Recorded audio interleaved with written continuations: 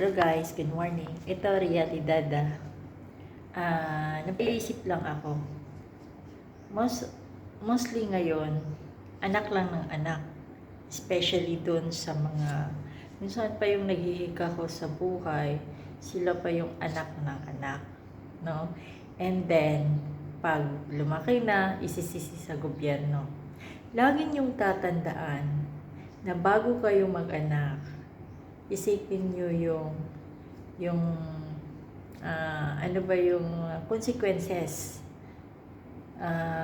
for having a kids. Kasi halimbawa nagkaanak kayo at the age of 45 years old. It's my opinion so opinion ko lang ito.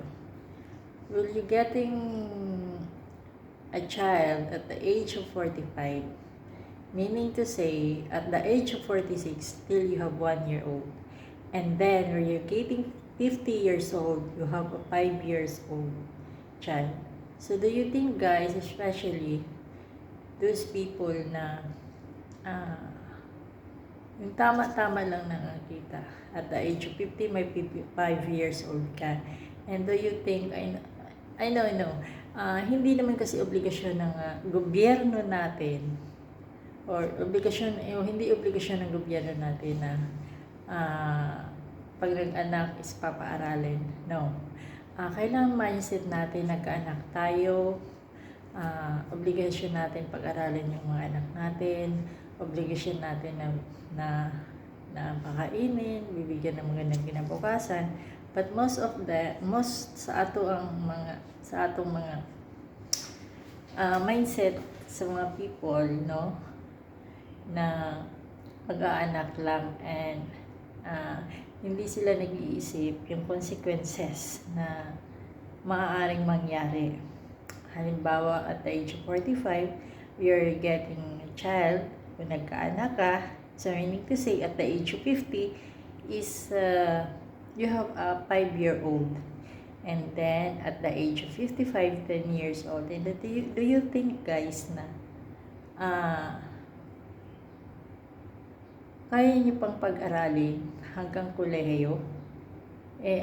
Matanda na tayo, and we accept the fact na hindi na natin kaya magbanat ng buto, maghanap ng trabaho. So, sana man lang yun ang naisip, na wag puro pasarap, wag puro anak ng anak, tapos pag nagkaanak is gobyerno ang sisisihin. No, ginawa niyo yung bata, hindi naman kasali ang gobyerno. So sa akin lang ito na opinion, no. Kasi yun ang nakikita ko sa social media, yung panay lang ng anak, and then yun nga, dati kasi yung mindset ko, yung mga bata pa at the age of 18, 17, nagkakaanak na, sumurang teenage pregnancy, tawag doon. Sabi ko, ang aga. You know what guys, I getting marriage. Kinasal ako at the age of 18, and then nagkaanak ako by 19. So, maaga ako nagkaanak, my first child. And then, dati sabi ko, ang aga ko pa nagkaanak. Hindi pa ako marunong talagang mag-alaga ng bata. And I was being thankful kasi buhay pa yung nanay ko that time. So, nung sabi ko, ang aga, tapos sunod-sunod every 2 years hangkap ng anak ko, 4. Tapos, isa pa nga din is yung side ng ex-husband ko dati, sabi niya, I was remember that the uncle of my husband, he told me na panay daw ang anak ng anak ko, 2 years lang daw ang gap. Actually, I was being tortured that say, kasi ang sabi sa akin, nga naman, bata pa ako nagkaanak. Tapos, nung sabay silang lumaki guys, ayun, sabi ko, mas mabuti pala yung sunod-sunod yung bata, 2 years hanggang 3 years hanggang. Kasi yung pagod mo, isahan lang. Pag lumaki na sila, doon mo na makikita yung medyo nakaka-graduate ka na sa mga Sa yung maliliit na bata. Yun talaga yung tumatak sa utak ko that time, yung sinabi ng uncle ng ex-husband ko, that was Wing Wing. Yun yung tumatak sa isip ko that time na ano. So iba pala na dapat, I'm not saying dapat, kung kaya lang naman na anak, dalawa lang, ganun. Dapat may stable na work, isipin yung status ng mga anak in the future kasi we don't know na ano, kung ano yung magiging sitwasyon, no? And then sa ngayon napag-isip-isip ko na mas mabuting magkaanak kayo at the age of 25 kasi pag nagkolehiyo, kaya nyo pa silang tustusan hanggang makapagtapos. Tayong mga parents, wala naman tayong ibang hinangad sa mga anak natin is to good future, a stable job, a stable work, para pag wala na tayo eventually, hindi naman for last yung stay natin sa mundo.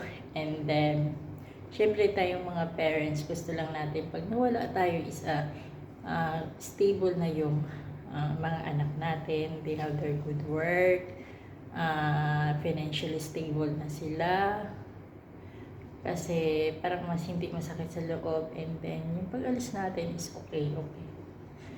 So I was just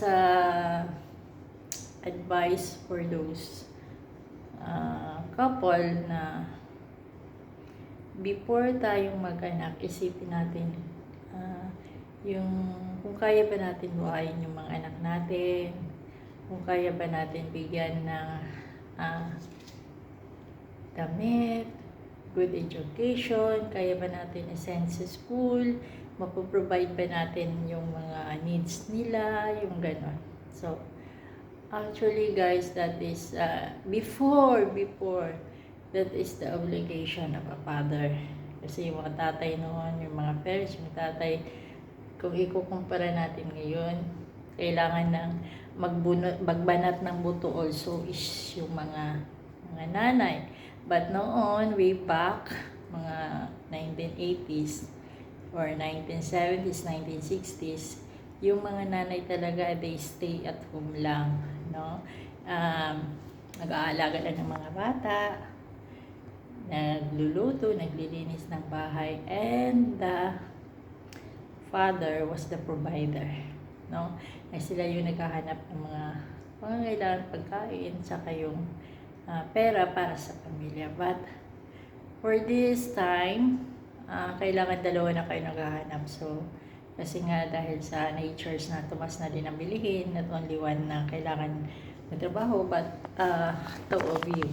So, as advice po, actually I have 4 kids and they are now growing old, and then kaya nga natitingnan ko na yung at the age right now, at the age of 40, 45, and you're starting, I guess, to getting child, maliit pa, and then of course lagi natin iisipin we're getting older na, so kawawa yung mga anak natin pag ganun, kasi we do accept the fact na may mga bagay na hindi na natin kayang gawin kasi nga matanda na tayo. So yun, the government was hindi naman nagkukulang for the contraceptive na family planning, meron naman tayo, but yun lang napapansin ko especially do sa nag-i-scroll ako ng mga sa Facebook ko, maraming mga vlogger na pumunta ng mga bukid-bukid, tapos natitingnan ko, liliit pa ng mga bata, may 4 na bata pero maliit, tapos walang magkapagkain. So, tayong mga nanay, hindi tayo ang kawawa, kundi yung mga anak natin, naghihirap na nga tayo, and then, dagdagan ano pa tayo, parang, antag nito, isasali pa natin yung mga anak natin. No. Iba kasi yung mindset ng Pinoy, diba? Hindi ko naman po nila lahat dahil karapatan nila yon at wala akong pakialam, but this is my personal opinion only. So, hope, dahil naranasan ko din, yung sa ay mga anak ko, 2 years ang gap. Pero nagkaanak ako bata, kinasal ako, tsaka kinasal ako. Talagang iyak ako dati nung sinarinig ko yung sabi na, yung bata niya is sunod-sunod daw yung anak, maliliit pa. That is the word na di talaga nawala sa utak ko until now. And I was being thankful that words. So, this is a small advice, guys. Thank you. Bye-bye.